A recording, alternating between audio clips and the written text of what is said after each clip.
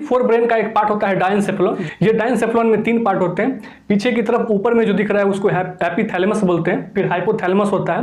ये जो एपिथैलेमस होता है इसमें पिनियल ग्लैंड होता है। ये पिनियल ग्लैंड जो होता है इससे एक हार्मोन निकलता है जिसको मेलाटोनिन हार्मोन बोलते हैं।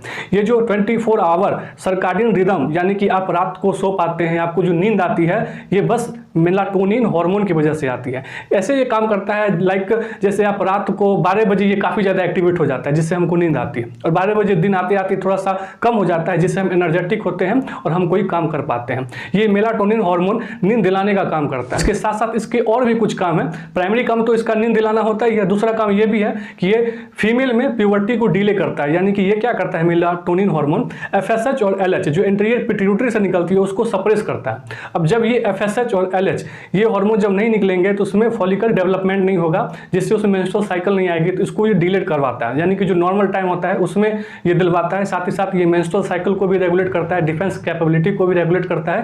तो ये सारे काम इसके सेकेंडरी होते हैं, लेकिन इसका जो प्राइमरी काम है वो होता है इंसान को नींद दिलाना, यानी कि मेलाटोनिन हार्मोन रिस्पॉन्सिबल होता है किसी इंसान को नींद दिलाने में। और ये कहाँ से निकलता है? पिनियल ग्लैंड से निकलता है। और ये कहाँ होता है? ये ऐसी फोर ब्रेन के एपिथैलेमस वाले पार्ट में होता है। फिर आगे की तरफ एक स्ट्रक्चर होता है जिसको हाइपोथैलेमस बोलते हैं। हाइपोथैलेमस को मास्टर ऑफ मास्टर ग्लैंड कहा जाता है। इसलिए कहा जाता है क्योंकि एक पिनियल ग्लैंड होता है, ये जो स्फेनॉइड कैविटी होती है उसमें एक गड्ढा होता है जिसको सेला टर्सिका बोलते हैं। इसी सेला टर्सिका से एक इन्फंडिबुलम निकलता है, पी साइज का स्ट्रक्चर होता है जिसको पिट्यूटरी ग्लैंड बोलते हैं। ये पिट्यूटरी ग्लैंड जो होता है इससे बहुत सारे हार्मोन निकलते हैं जो पूरे बॉडी को कंट्रोल करके रखता है, इसलिए इसको मास्टर ग्लैंड बोलते हैं। और इस पिट्यूटरी के ऊपर दादागिरी करता है हाइपोथैलेमस, इसलिए हाइपोथैलेमस को मास्टर ऑफ मास्टर ग्लैंड कहा जाता है। इस हाइपोथैलेमस में थर्मो रेगुलेशन यानी कि टेम्परेचर का कम या ज्यादा होना ये भी रेगुलेट होता है। इसमें थर्स्ट सेंटर होता है, हंगर सेंटर होता है, यानी कि आपको जो भूख लगी है तो इसी हाइपोथैलेमस की वजह से होता है। आपको प्यास लगी है इसी हाइपोथैलेमस की वजह से होता है। आप जब पानी अच्छे तरह से पी लेते हो, खाने अच्छे तरीके से खा लेते हो, आपको जो तृप्ति मिलती है वो बस और बस इस हाइपोथैलेमस की वजह से होता है। हाइपोथैलेमस काफी इंपॉर्टेंट पार्ट होता है इस पूरे ब्रेन का। उसके बाद फिर थैलेमस होता है, ये रिले सेंटर का काम करता है, यानी कि पूरे इंफॉर्मेशन को रिले करवाता है। फिर अगर हम मिड ब्रेन के बारे में बात करें तो इसमें आगे की तरफ क्रूरा सेरिब्राई होता है और पीछे की तरफ 4 ऑप्टिक लोब्स होते हैं। जो आगे से आपको दिख रहा होगा एक्चुअली 4 होते हैं, ये पीछे की तरफ 2 होते हैं, इसलिए आपको 2 ही दिखाई पड़ रहा होगा।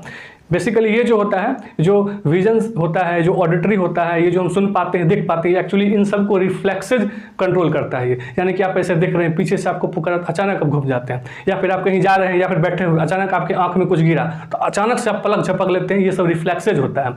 ये सब इन सब यानी कि विजनरी और ऑडिटरी इन सारे रिफ्लेक्सेज को कंट्रोल करके रखता है ये 4 ऑप्टिक लोब, जिसको कॉर्पोरा क्वाड्रिजेमिना बोलते हैं। अब आते हैं हाइंड ब्रेन पे। ये जो सबसे लास्ट पार्ट होता है इस ब्रेन का, इसमें पोन्स वेरुलाई होता है जिसमें न्यूमोटैक्सिक सेंटर होता है जो रेस्पिरेशन में कंट्रोल करता है। यहीं पे एक होता है मेडुला ऑब्लोंगेटा। ये जो मेडुला ऑब्लोंगेटा होता है इसमें RRC यानी कि रेस्पिरेटरी रिदम सेंटर होता है, इसी में GIT का सेंटर होता है, इसी में कार्डियोवास्कुलर सेंटर होता है। अगर ये वीडियो आप पूरा देखना चाहते हैं तो इसी वीडियो के डिस्क्रिप्शन बॉक्स में इसका लिंक मिल जाएगा, आप वहां पे जाएं, इस लिंक को क्लिक करेंगे, ये वीडियो आपको काफी इंफॉर्मेशन देगा। जरूर जाएं और जरूर क्लिक करें।